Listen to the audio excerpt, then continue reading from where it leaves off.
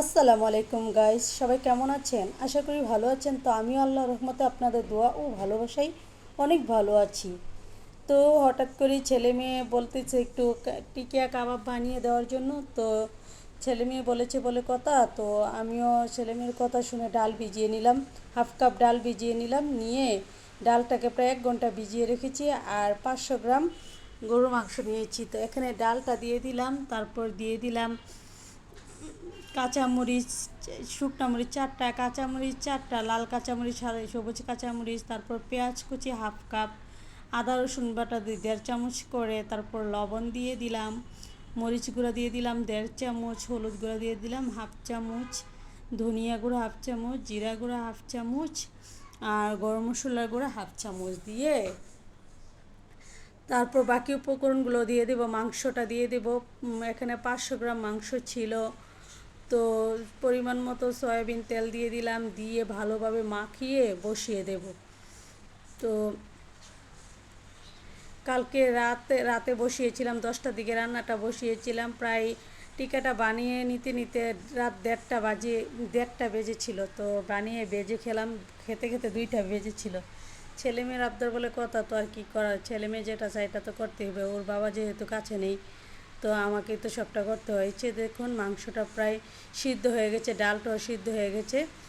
তো একদম শুকনা শুকনো হয়ে আসলে উঠিয়ে নেব আর কি। তো এইভাবে টিকিয়া কাবাব বানিয়ে দেখবেন একবার, এত মজা। আর মশলার ব্যালেন্সটা একদম পারফেক্ট ছিল, ঝাল তারপর সব কিছু মিলিয়ে, লবণ সব কিছু মিলিয়ে একদম পারফেক্ট ছিল। এক্সট্রা আমার তেমন কিছুই অ্যাড করতে হয়নি। তো মাংসটাকে এই যে দেখুন আমি শুকনা শুকনো করে উঠিয়ে এখানে আমি ব্লেন্ড করে নিয়েছি। তারপর দিয়ে দিলাম একটি ডিম, টমেটো সস দিয়ে দিলাম 3 চামচ,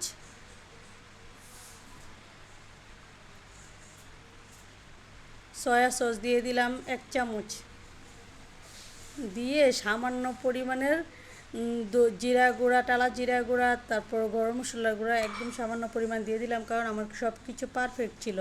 তো আমি কাঁচা পেঁয়াজটা না দিয়ে পেঁয়াজ বেরেস্তা করে দিয়েছি, যেহেতু এটা ফ্রোজেন করে রাখবো। ছেলে মেয়ে যখন চায় 2টা করে ভেজে ভেজে, 2টা 4টা ভেজে ভেজে দিব আর কি।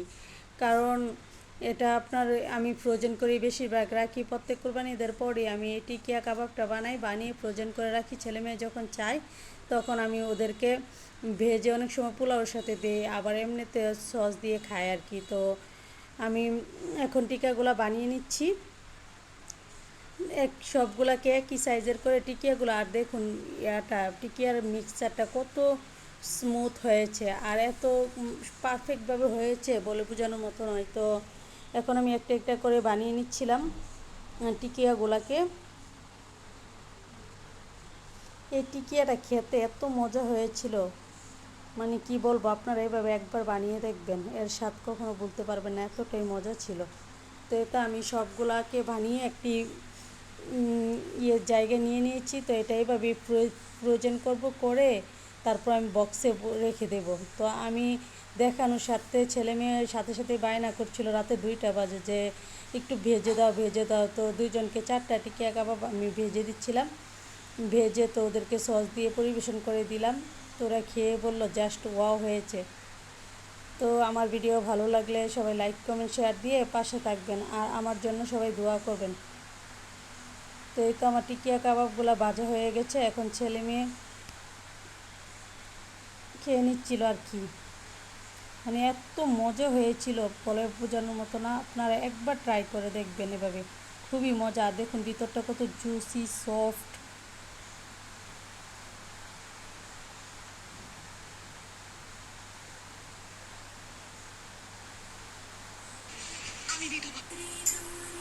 সবাই ভালো থাকবেন, আল্লাহ হাফেজ, আসসালামু আলাইকুম।